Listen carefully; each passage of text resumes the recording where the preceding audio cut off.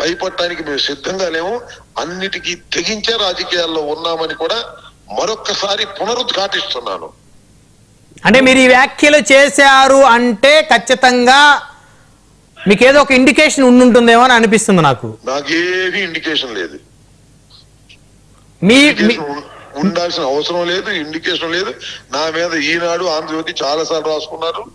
నేను అక్కడ యాదృచ్ఛికంగా అడిగినటువంటి ప్రశ్నకు సమాధానం చెప్పాను తప్ప నేరుగా ప్రెస్ మీట్ పెట్టి చెప్పలేదు. For your kind information.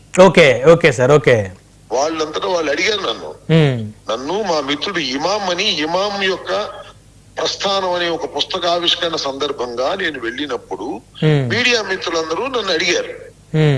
అడిగినప్పుడు వాడు ఏమన్నారంటే, ఎక్కడో అనంతపూర్లోనే ఎక్కడో లోకేష్ మాట్లాడుతూ నా రెడ్ బుక్ అమల్లోనే ఉంది, ఇంకా చాలా మంది మీద ప్రదర్శిస్తాను అని అన్నాడంటే దానికి సమాధానంగా నేను చెప్పాను. నాకు ఏ రకమైన ఇండికేషన్ లేదు, భయము లేదు.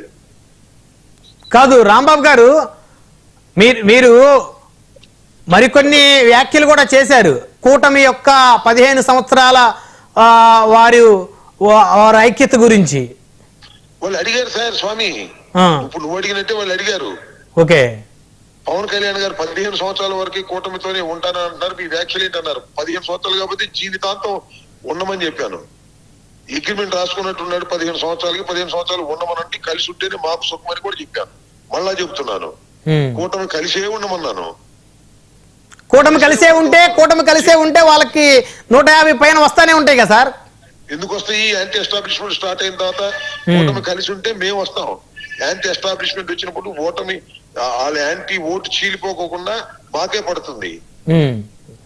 కుక్కిన పేరులాగా పవన్ కళ్యాణ్ గారు వాళ్ళతోనే కలిసి ఉంటే హీరో అలా జీరో అవుతాడు. ఇంతకుముందు సినిమాలో హీరో, రాజకీయాల్లో కూడా 21 గెలిచాడని మీ బొట్టుళ్ళు హీరో అంటారు, ఈసారి జీరో అవుతాడు. జయసూర్య అని ట్రాన్స్ఫర్ కూడా చేయించలేని వ్యక్తి 15 సంవత్సరాలు కలిసి ఉంటారంటాడు. ఉండమనండి, మనకు అభ్యంతరం లేదు. అంతేకాదు, చిరంజీవి గారిని శాసనసభలో బాలకృష్ణ అవమానపరిస్తే మాట్లాడుకోకుండా 15 సంవత్సరాలు కలిసి ఉంటానే అంటున్నాడు. ఉండమనండి, మాకు అభ్యంతరం లేదు.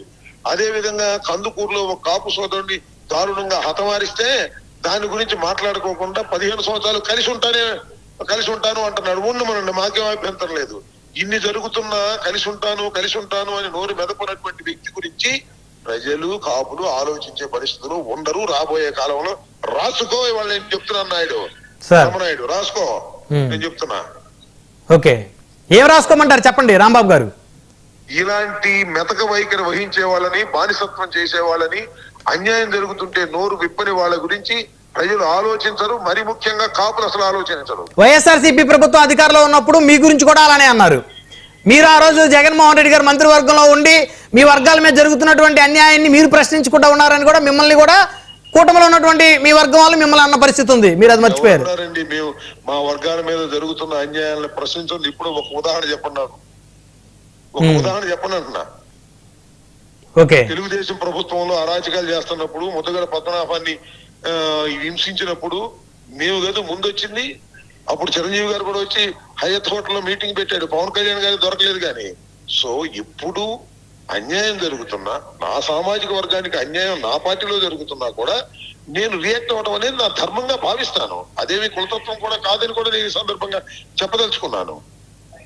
రాంబాబు గారు, మీ పార్టీకి చెందినటువంటి ఒక ఎన్ఆర్ఐ మాలపాటి భాస్కర్ రెడ్డి లండన్ నుంచి ఆయన వాళ్ళ తండ్రి గారి అంత్యక్రియలకు వచ్చిన క్రమంలో గతంలో ఆయన మీ ప్రభుత్వం అధికారంలో ఉన్నప్పుడు పెట్టినటువంటి పోస్టింగ్ల నేపథ్యంలో పోలీసులు అరెస్ట్ చేశారు, కోర్టు రిమాండ్కి పంపింది. ఆయన్ని పోలీస్ స్టేషన్లో ఆయన కొట్టారని కూడా ఆయన మీడియా ముందు కూడా బహిరంగంగా చెప్పారు. ఆ అంశాన్ని మీరు ఎలా చూస్తున్నారు రాంబాబు గారు? మీరు ఎలా చూడాలి చెప్పండి? ఈ ఇంటున్నటువంటి ప్రజానీకం ఎలా చూడాలండి? ఎస్, భాస్కర్ రెడ్డి తప్పు చేశాడా, రైట్ చేశాడా, that will be decided by the court. Okay, remand ఇచ్చారు. పోలీసులు కొట్టడం ఏంటండి? కాలు వాసిపోయేటట్టు ఏమనుకుంటారు పోలీసులు?